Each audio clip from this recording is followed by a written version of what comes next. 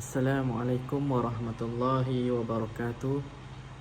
InsyaAllah pada kali ini saya akan membuat sedikit perkongsian yang saya ingin kongsikan berkaitan dengan tugasan bagi subjek PPP 4023 Pemikiran Kreatif dan Kritis.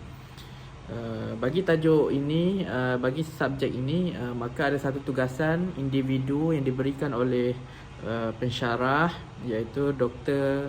Lim untuk saya menerangkan tentang apakah teori yang digunakan oleh saya dalam sesi teori pemikiran dan pemikiran kreatif dan kritis yang saya gunakan dalam pengajaran dan pembelajaran. Okey, antara yang saya gunakan, yang pertama saya ingin menceritakan dahulu bahawa saya memilih untuk subjek pendidikan Islam bagi tingkatan 1. Okey, untuk teori yang saya gunakan dalam pengajaran pendidikan Islam tingkatan 1 ini, iaitu dalam bab solat, saya menggunakan kaedah kecerdasan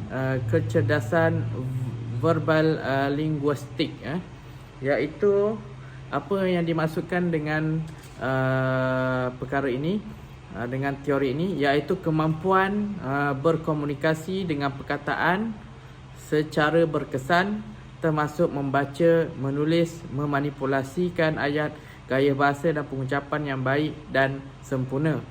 Okey. Mereka yang mahir dalam bidang ini ialah seperti pengarang, pensyarah, wartawan, penyunting, syair, penulis skrip dan novel. Okey.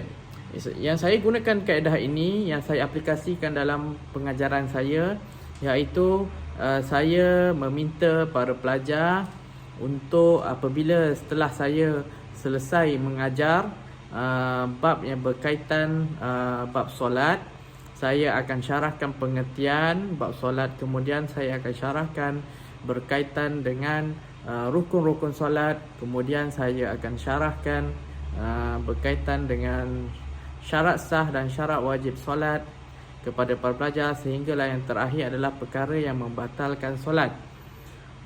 Setelah saya syarahkan kepada para pelajar semuanya, maka selepas itu untuk bagi memahamkan para pelajar berkaitan dengan bab ini dan juga menjadikan para pelajar lebih memahami dan mengingati apa yang dipelajari dalam bab ini, maka saya menggunakan teori ini, verbal linguistik, supaya para pelajar boleh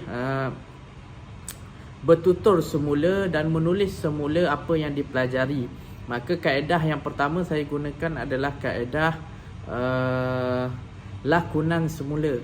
Lakonan semula iaitu boleh dikatakan amali, perkara amali, iaitu saya akan meminta salah seorang daripada pelajar untuk membuat satu amali berkaitan dengan rukun solat daripada awal sehinggalah habis, kemudian diikuti dengan pelajar-pelajar yang lain. Dan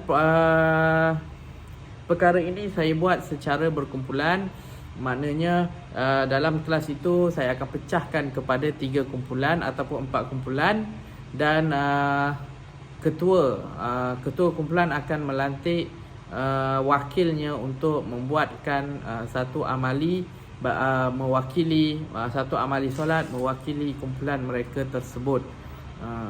Jadi setelah itu, apabila setelah berlakunya proses amali semua kumpulan habis saja, setelah itu maka saya akan membuat rumusan berkaitan dengan amali tersebut, dan saya membuat rumusan juga berkaitan dengan perkara-perkara yang menyalahi perbuatan rukun-rukun solat, iaitu perkara-perkara yang boleh membatalkan rukun-rukun solat, yang mana apabila perkara tersebut dilakukan, maka solat itu tidak akan sah.